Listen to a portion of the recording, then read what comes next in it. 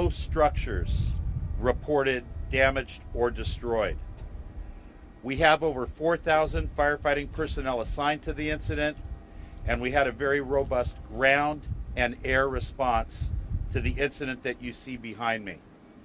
The LA County Fire Department is in unified command with the Angeles National Forest, and we are getting assistance from our state partners at CAL FIRE.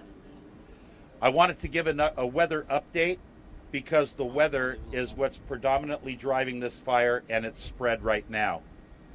The National Weather Service has extended the red flag warning through 10 a.m. on Friday for most of Los Angeles and Ventura counties. Light to moderate Santa Ana winds will continue tonight and into Thursday.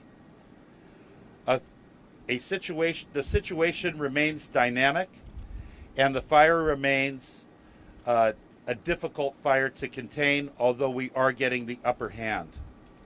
I would now like to invite up Los Angeles County Sheriff Robert Luna to give an update on evacuations and the closure of the I-5. Thank you.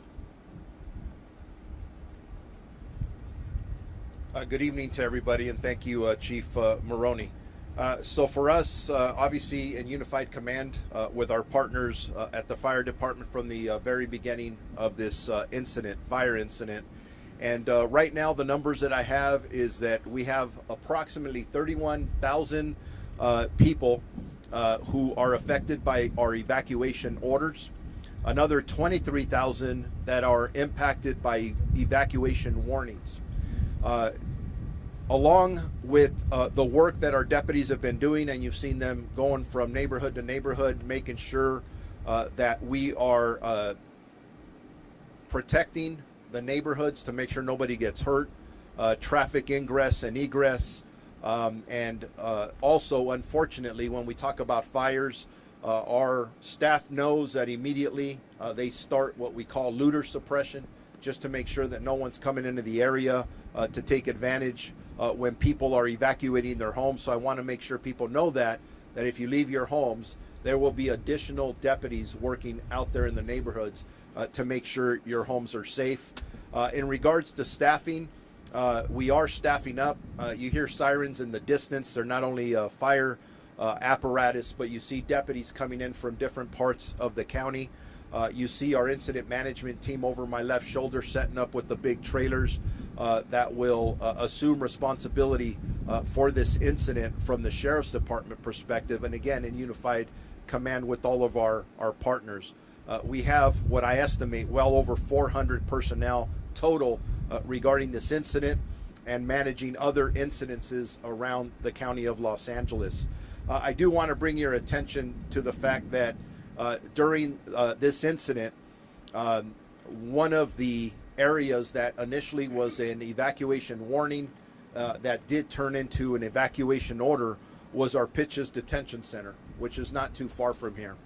The Pitches Detention Center has actually 3 different facilities. One of the facilities was evacuated.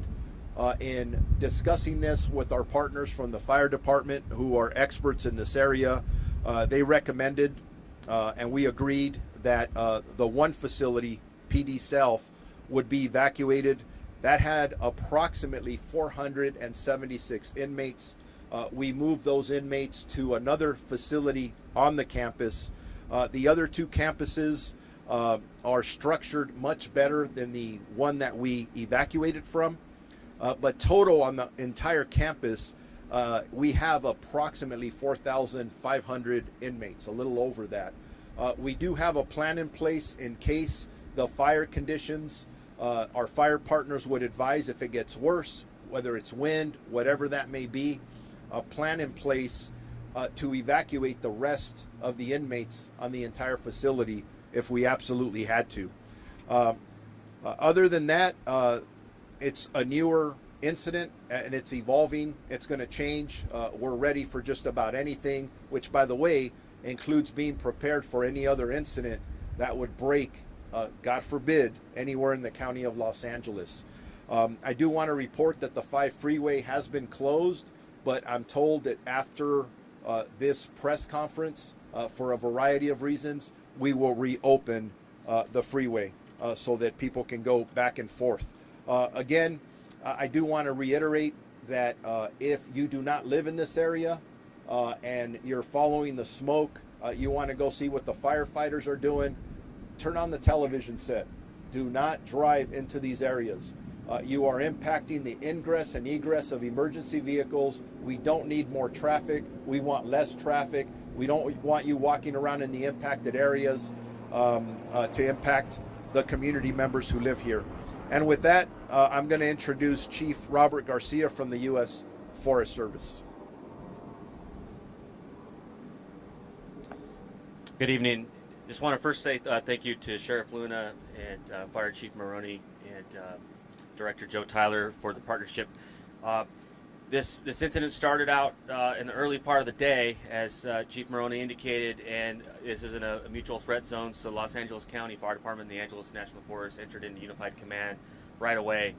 And I also want to say how extremely proud I am of the way our responders moved into this area and established command and really established some incident objectives working together.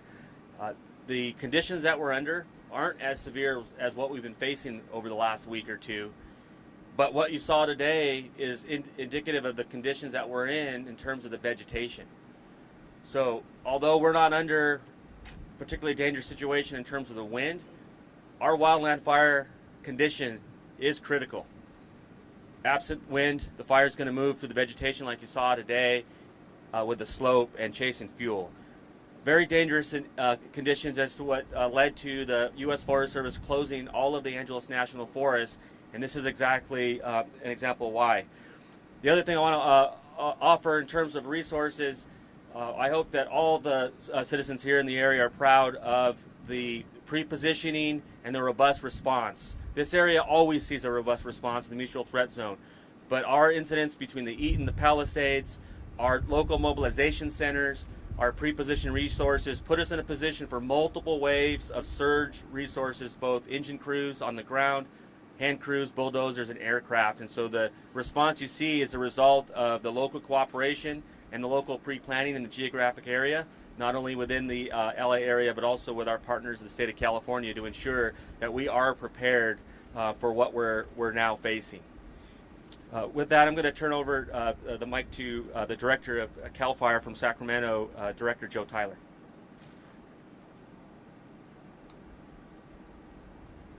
Good evening, everyone. My name is Joe Tyler. I'm the Director and Fire Chief of CAL FIRE. Normally, my office is located in Sacramento, but I have found the need over the last 2 weeks to spend my time here in the greater Los Angeles area. We have been impacted significantly over the last 2 weeks, as we all know, related to the Palisades fire, the Eaton fire, the Hearst fire, the Lydia fire. And as we continue through these weather conditions, we recognize that it's not over yet. We recognize that we still have a couple of days to go. So the state of California brings its full force of the women and men of CAL FIRE, supporting the Los Angeles County Fire Department, our local fire agencies, the Angeles National Forest and the Forest Service abroad, as well as our law enforcement partners who are doing so much to respond to all of these emergencies together. Cal OES has utilized funds to bring together pre-positioned resources across Southern California, and the California National Guard has located aircraft, both rotor wing helicopters and fixed wings, mobile or modular MAFS units to be able to supplement the air tankers that we have here available locally. This fire had a robust response today, and as you can see behind us, the responders are doing great work to try to contain this fire. Certainly, we are not out of the woods yet. It is important to take heed and caution and follow the directions of local law enforcement, your first responders, as they are asking you to evacuate the area. Doing that will allow our fire resources to be able to conduct perimeter control and extinguish the flaming front of this fire. Many times, we find ourselves trying to rescue evacuees. But today, the community heeded that lesson and many evacuated the area, allowing them to fight the fire. We will continue to be here to support, not only now, but as we move into the next phase with the potential of rains coming forward and trying to mitigate the landscape to avoid debris flows and flooding. We will be here for you. I want to take the opportunity now to invite the Mayor of Santa Clarita, Bill Miranda, to the podium.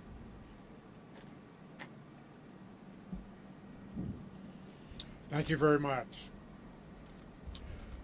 I'm City of Santa Clarita Mayor Bill Miranda.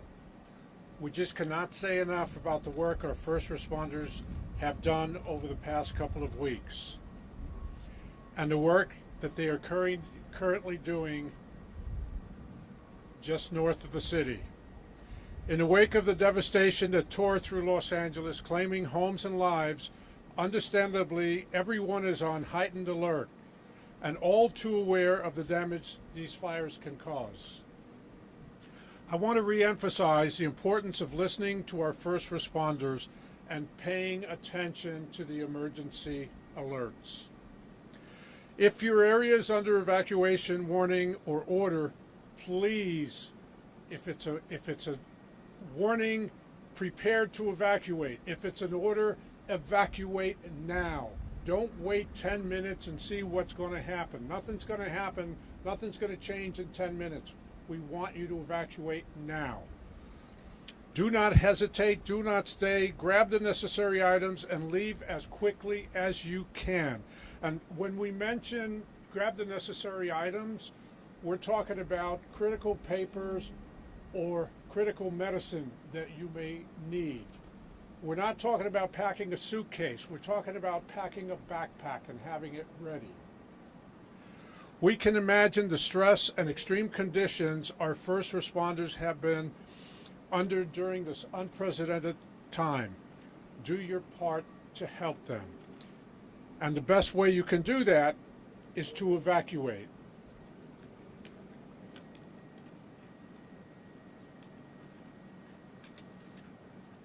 Our city is unified. Our city is in unified command with the Los Angeles County Fire Department and the Sheriff's Department. We're working together to ensure that our residents are safe and minimize potential damage to homes and businesses. All city recreation and community services have been canceled for the rest of the day. Our Santa Clarita transit buses are running behind schedule because of the traffic due to the evacuations. I encourage all of you, if you are safe, not in an evacuation zone, please stay home and off our city streets. We need our streets open for evacuees to safely leave and for first responders to get in. Please do your part to help these fighting the Hughes Fire. I want to end with our heartfelt thanks to the firefighters, the Sheriff's Department, deputies, and other first responders. Your efforts have been nothing but heroic. From the city of Santa Clarita, we say thank you.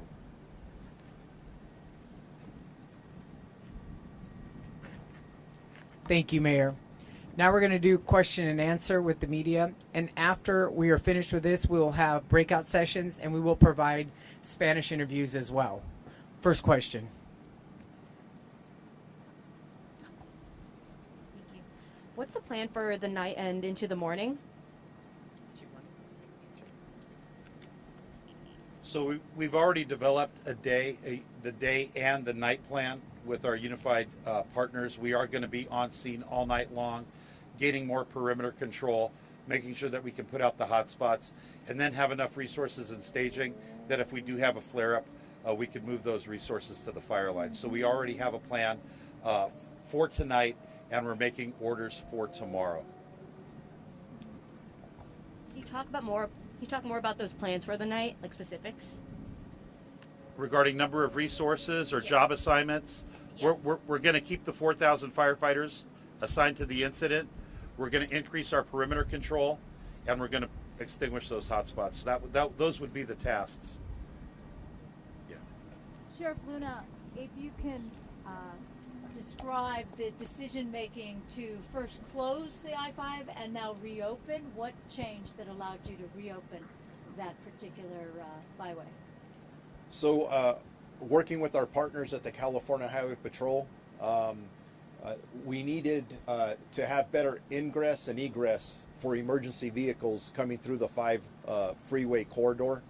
I believe that we've gotten a lot of the equipment that we need here for the rest of the evening. Obviously, that could change, that could be modified. So we want to give the 5 back to our community so they can get through here as safely and as efficiently as they possibly can. And is there anything on the way of Interstate 5 that puts those drivers at risk at all, or are you concerned at all about what the traffic will look like?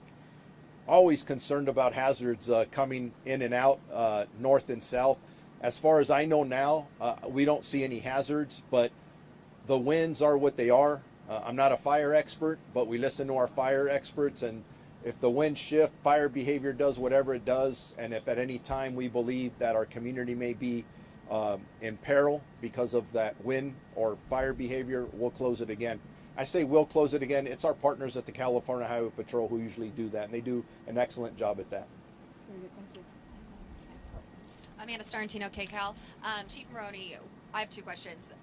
A lot of people are on edge after the last couple of weeks and what we've seen happen in Altadena and the Palisades. How does this fire here, the Hughes Fire, compare to what we've seen the last couple of weeks? Well, I think that we've all been on edge over the last 16 days, and we've had numerous fires start throughout Los Angeles County.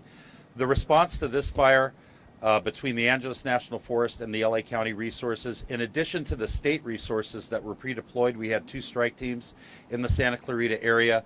We were able to amass a lot of fire resources early on to change what this fire looks like. Just 3 or 4 hours ago, the smoke was laying across the 5 freeway. That's what necessitated its shutdown, because there could have been accidents, but also the ability to fight the fire from the air. The winds were strong, but they were not those 70, 80, 90 mile an hour winds that we experienced on Tuesday the 7th. We had a very robust, like Director Tyler spoke, a robust helicopter and fixed wing retardant response to this incident. We were able to put in tens of thousands of gallons of retardant on the south side of the fire because the fire was moving to the southwest. It was really the aircraft, in addition to all of those ground resources, which allowed us to get the upper hand. Because had you been here a few hours ago, the situation looked much different, and it certainly looked much more threatening. And Chief Maroney, what are the biggest challenges heading into the night? Well, into the night, it's going to be making sure that we can rest our crews that have been out there since 10:42 this morning, making sure we can feed them. Firefighting is dirty and dangerous work, but we got to rotate our crews through so we can have, a lot of production and efficiency throughout the night. We're going to take advantage of the lower temperatures and hopefully the reduced wind speeds and the higher humidities to try to get an upper hand. Okay, thank you. And Sheriff Luna, this is for you. With the 5 reopening, will there still be no access to those neighborhoods now that people will be driving up and down those roads? So getting off at Parker, Lake Hughes, Hasley, all those evacuation order areas, just because the 5's open, is that still going to be blocked off? We're assessing that now to make sure, but we'll have a lot of presence. If you are coming into the area, be ready to be challenged, meaning in a polite way. To find out if you actually live here. Be ready to show identification because we want to make sure that we're limiting the people who are coming in and out, and it's people who actually belong here. I guess this question might be for you, Sheriff, since you guys handle evacuations. I'm Craig with KNX News. When it comes to the idea of evacuation, some people are stubborn, they don't want to go. Have you seen a change in attitude with this fire and now because of the terrible devastation, the death toll, and the fact people are panicked because of the Eaton fire and the Palisades fire? I haven't received that assessment yet, but I will in the next couple of hours to see how we did on this one. Our deputy sheriffs do amazing work. And yes, whether it was the Palisades fire and Malibu Lost Hills for us, and the Eaton fire in Altadena our deputies' jobs are very difficult. There are times where people challenge them. They get evacuation orders and they refuse to leave. They think that they're going to be okay. I know I told a story earlier of a situation in the Altadena area where we were directing people to evacuate, and they refused to, and the deputy felt that they were in such danger that he actually threatened them with arrest. There was an argument between a wife and a husband. Wife saying, hey, we should listen. They listened, they left, and they are now crediting the deputy sheriff for saving their life because that house and neighborhood completely burned down. Those are the challenges that we face, but you've heard it here over and over, and really the message is simple. If there's an evacuation order, please leave. Do not put your life at risk. Do not put the life of first responders at risk. It's not worth it. And I'm even pushing it that if you're in an evacuation warning, you should also leave. Gather your most important items, medicines, important paperwork, pets, chargers for your phone, and get out of the area. Don't sit there and argue. It is not worth it. Camilla Rambaldi with NBC4. My question is for Fire Chief Maroney. You talked about some of the wind conditions and the plan going into the evening hours and tomorrow. At this point, are there any additional concerns that you have in battling this fire? No additional concerns. You know, the situation that we're in today is much different than the situation we were in 16 days ago. We have so many resources from Northern California, from the Western United States, international resources, aircraft resources, the number of helicopters and fixed-wing retardant tankers that are available to us really allow us to attack a fire like this and have it laid down right as we reach nightfall. It was a monumental work from the firefighters that were on scene, our law enforcement, our sheriff's deputies, the CHP. They did great work today. And it was a good example of what we can do when we have enough people and when we have enough aircraft. David Gonzalez with ABC7. Chief Maroney, and open this up to Garcia and Tyler as well. Just, you mentioned the importance of giving your fire crews a break. It's been 2 very tough weeks for your fire crews. How's the morale of your firefighters? It seems that this fire popped up and the first thing people thought of is, here we go again. How are your fire crews doing? And just how do you tackle this to keep them motivated? Yeah, their morale is excellent. And firefighters and sheriff's deputies, they never give up. And they're ready to keep doing it until the weather changes. We do have rain. That's predicted for this weekend. It was light to moderate. I think it's being bumped up to moderate. It's hard to believe that we might have rain Saturday, Sunday, and Monday when we have fire weather on Wednesday. The firefighters have all banded together along with their law enforcement brothers and sisters, and they're out there. They've been on the line since January 7th, that Tuesday. Many of my LA County firefighters worked 9 days in a row before their first day off. That's 9 24-hour shifts in a row. They left their families. They missed important engagements. They missed birthdays to protect the residents of LA County. And that's what LA County firefighters do. And they're just like the other firefighters that Chief Garcia represents, or that Director Joe Tyler represents, or the deputies and the law enforcement officers that Sheriff Luna represents. They're tireless. They're driven.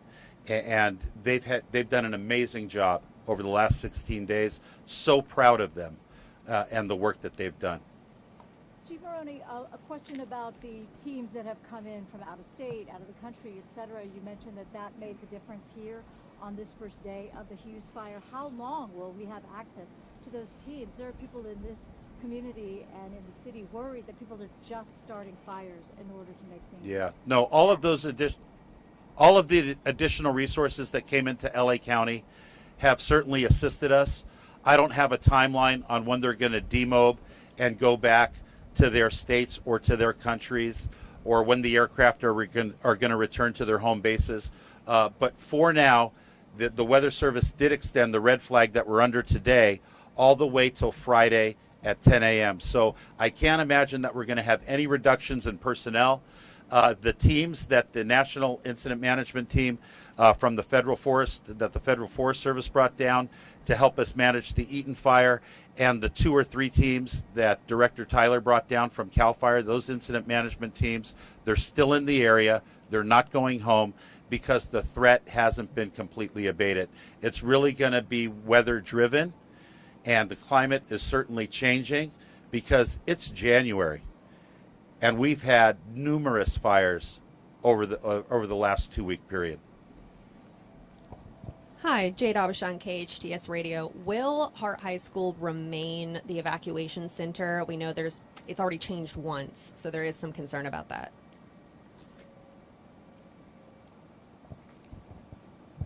If it's okay with you, let me follow up with you just to make sure. I know we use that immediately. We'll confer with our city partners and see if that's working with very valuable input from our community, and then we'll see where we go from there. We'll let you know right away, though.